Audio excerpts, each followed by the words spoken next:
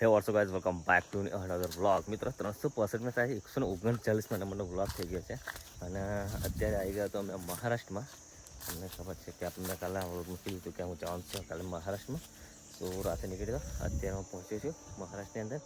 અને મહારાષ્ટ્રની જે વાડીની કન્ડિશન છે થોડી બટામાં આજે કટિંગ પતી ગયું ને તો પછી મજા આવશે નહીં એવું લાગે છે.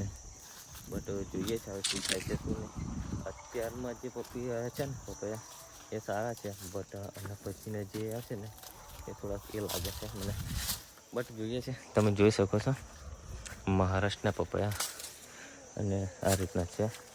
અત્યારે જે આટલા બધા તૈયાર છે, અહીં લગીને તૈયાર પપૈયા આટલા બધા તૂટી જશે અને એના પછીની ટાઈમ લાગશે. જો એના પછીના જે પપૈયા આવશે એમાં ટાઈમ લાગશે. અને અહીંયા જે આપણા ગુજરાતમાં જે ગરમી પડે ને એનાથી ડબલ ગરમી લાગતી હોય એવું લાગે છે. હજુ તો સવારના 9 જ વાગ્યા છે, 9:30 જેવું, અને ગરમી એટલી જ લાગે જેટલી આપણને બપોરમાં લાગે ને એટલી ગરમી અહીંયા અત્યારમાં લાગે છે. ભાઈ હાલત જોવો છો, કારણ કે રાત્રે નીકળ્યા હતા. આજે ફ્રેશ મોહબ્બત ધોઈશ થોડું સારું લાગશે, કારણ કે ગાડી ચલાવીને થાકી ગયો મેં એક બાજુ.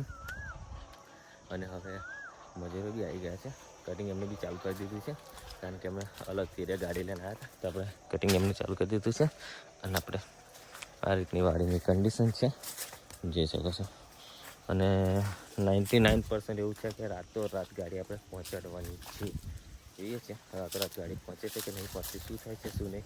બરાબર મિત્રો, રાત્રે લગભગ 10 વાગે વડોદરા આવી ગયા છે અને ગાડી બી ખાલી થઈ છે. અને ગાડી ખાલી થઈ છે, થાકી ગયા છે, ભૂખ લાગી છે બરાબરની, પણ કંઈ ખાવાનું છે નહીં. અને ગાડીની ઉપર આવીને બેસી ગયો છે અને ગાડી ખાલી થાય છે. જસ્ટ હમણાં જ ગાડી લગાવી છે, હજી ખાલી થાય છે. લગભગ 2 કલાકની પાસે એટલે 12 સાડા 12 તો આપણે અહીંયા જ થઈ જવાનું છે. ઘરે પહોંચતા આપણે 1-2 વાગી રહ્યા છે. બસ જઈને નહીં ફ્રેશ થઈને સુઈ જ જવાનું રહેશે, બીજું કશું રહેશે નહીં. આજે તો કશું બતાવવા જેવું હતું નહીં, એટલે કંઈ બતાવ્યું નહીં. તો આજના વ્લોગ માટે બસ આટલું જ છે. મળશું નવા વ્લોગ સાથે, ત્યાં સુધી ટીલ ધ ટિકટ. જય માતાજી, જય